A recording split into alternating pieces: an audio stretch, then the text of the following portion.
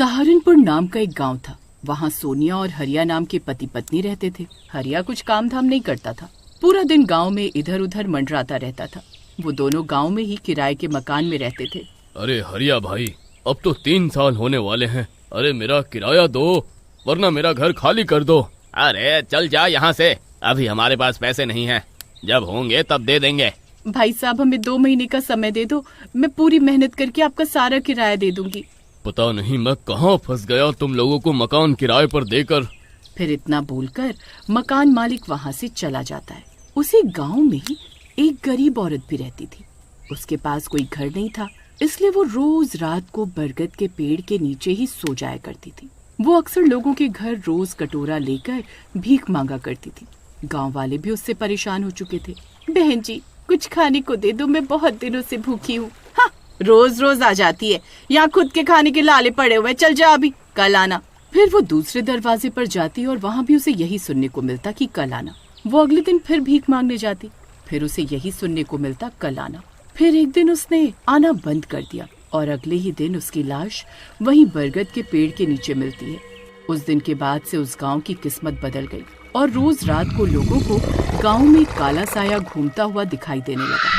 सभी का मानना था कि ये उस औरत का साया है। रात होने पर सब लोग अपनी खिड़की से उस साये को छुप छुप कर देखा करते। फिर एक दिन रात को दरवाजे पर दस्तक होती है। अरे इतनी रात को कौन आ गया? अजी जाओ ना, देखो ना कौन है। अरे नहीं नहीं, मैं नहीं जाने वाला। रोज रात को बाहर वो काला साया घूमता है। अरे तो तुम जाओ। अजी आप इतने डरपोक निकलोगे, मैंने सोचा भी नहीं था। सीमा का पति रोज रात को 12 बजे फैक्ट्री से लौटता है, वो तो नहीं डरता और एक आप हो। अरे चुप कर, मैं भी किसी से नहीं डरता। वो तो मैं बस मजाक कर रहा था। अरे क्या मुसीबत है यार, अरे ये कहाँ फंस गया मैं। हे भगवान, रक्षा करना। फिर जैसे ही हरिया दरवाजा खोलता है तो उसके होश उड़ जाते हैं। दरवाजे पर चुड़ैल कटोरा लेकर खड़ी होती है। अरे मर गए रे चुड़ैल। अरे अब क्या करूं, अगर मैं हिला तो ये मुझे खा जाएगी।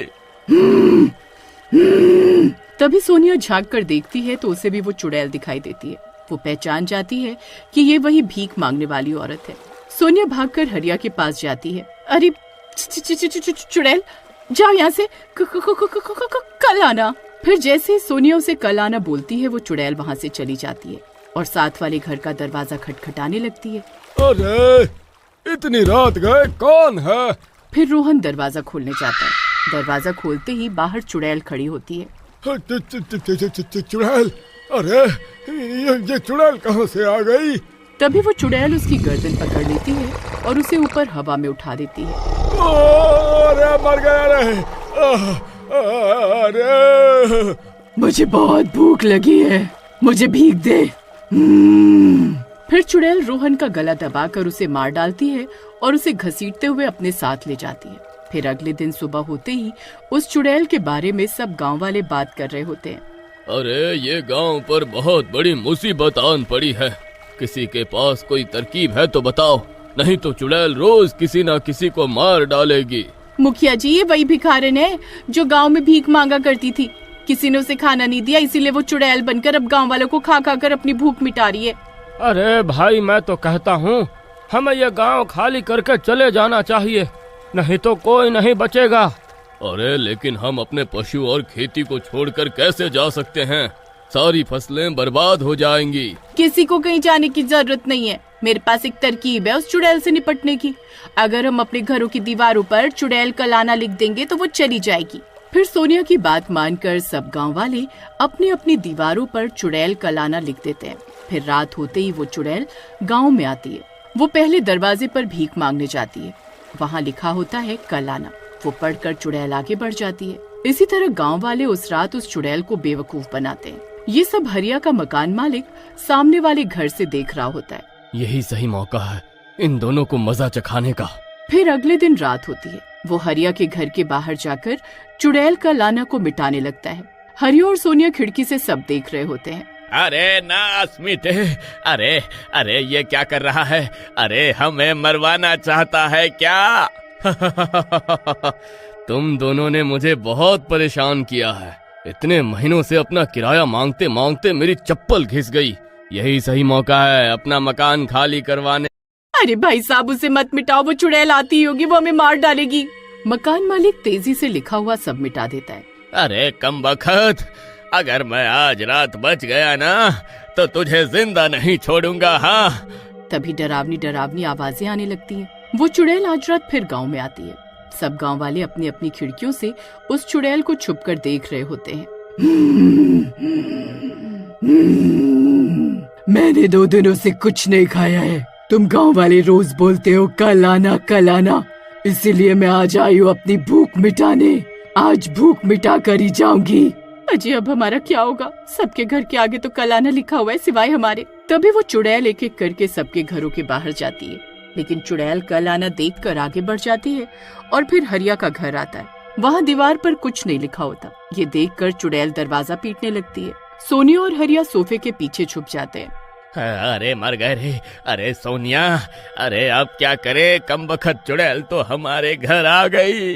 चुपचाप रहो जी, ज्यादा आवाज मत करो, उसने सुन लिया तो हम नहीं बचेंगे। खोलो दरवाजा खोलो, मैं बहुत दिनों से भूखी हूँ। आज अपनी भूख इसी घर से मिटा कर जाऊंगी। अरे मकान मालिक, तेरा नास मिटे। अरे अपने किराए के चक्कर में तू आज हमें मरवा कर ही छोड़ेगा। फिर चुड़ैल दरवाजा जोर जोर से पीटने लगती है। दरवाजा अब कमजोर हो चुका था और टूटने ही वाला था।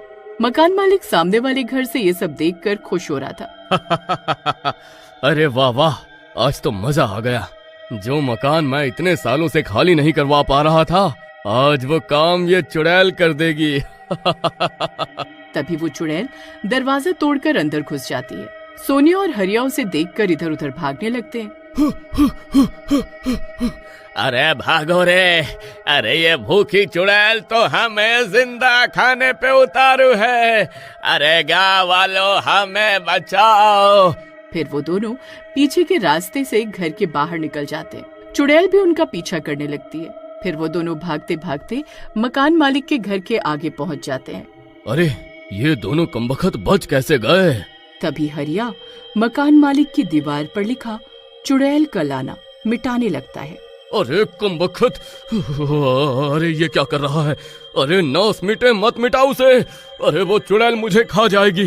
अरे रुक जा भाई, मैं तेरा सारा किराया माफ कर दूंगा। अरे रुक जा हरिया भाई। लेकिन हरिया उसकी एक नहीं सुनता और दीवार पर लिखा हुआ मिटा देता है और वहाँ से भाग जाता है। तभी वो चुड़ैल मकान मालिक के घर के बाहर पहुंच जाती है। दीवार पर अब कुछ नहीं लिखा होता, सब मिट चुका होता है, इसलिए चुड़ैल उसका दरवाजा पीटने लगती है। फिर वो मकान मालिक भी पीछे के दरवाजे से भाग जाता है। भूख ना मिटने पर चुड़ैल उसका घर तहस नहस कर देती है। फिर वो मकान मालिक सबके घरों की दीवारों से नाम मिटाना शुरू कर देता है। अरे कमबख्त बूढ़े, अरे यह क्या कर रहा है? अरे हमें मरवाना चाहता है। मकान मालिक किसी की एक नहीं सुनता और एक एक करके सबके घरों की दीवारों से लिखा हुआ मिटा देता है। सब गांव वाले अपना अपना घर छोड़कर भागने लगते हैं। अरे भागो रे भागो, अब यह चुड़ैल सच्चाई जान चुकी है, अब कोई नहीं बचेगा। अरे नास मिटे बूढ़े, ये सब तेरी वजह से हुआ है। तूने ही घरों की दीवारों से नाम मिटाया है। चुड़ैल पूरे गांव में तबाही मचाती है, घर तोड़ती है, दरवाजे उखाड़ती है और जोर जोर से गुर्राती है। तुम सब ने मुझे बेवकूफ बनाया, आज मैं किसी को नहीं छोड़ूंगी। गांव के लोग डर कर भागने लगते हैं। हरिया और सोनिया भी भागते भागते गांव के मंदिर की तरफ पहुंचते हैं। वहां पर पुजारी खड़ा होता है। रुको, ये चुड़ैल तब तक शांत नहीं होगी जब तक इसका पेट नहीं भरेगा। इसे वही मिलेगा जो इसे चाहिए था, भोजन। पुजारी पूरा गांव इकट्ठा करता है। सब डरते हुए अपनी अपनी रोटियां, अनाज और दाल लाकर बरगद के पेड़ के नीचे रख देते हैं। रात होते ही चुड़ैल आती है, गुस्से से आग बबूला। जैसे ही वो खाना देखती है, उसकी आंखों में आंसू आ जाते हैं। वो धीरे धीरे इंसानी रूप में बदलने लगती है। मुझे बस 2 वक्त की रोटी चाहिए थी, तुम सब ने मुझे ठुकराया, इसलिए मैं चुड़ैल बन गई। वो खाना खाती है और धीरे धीरे उसका काला साया मिटने लगता है। बरगद के पेड़ के नीचे सिर्फ उसकी चूड़ियां रह जाती हैं। गांव बच जाता है, लेकिन सबको सबक मिल जाता है। आज से कोई इस गांव में भूखा नहीं सोएगा।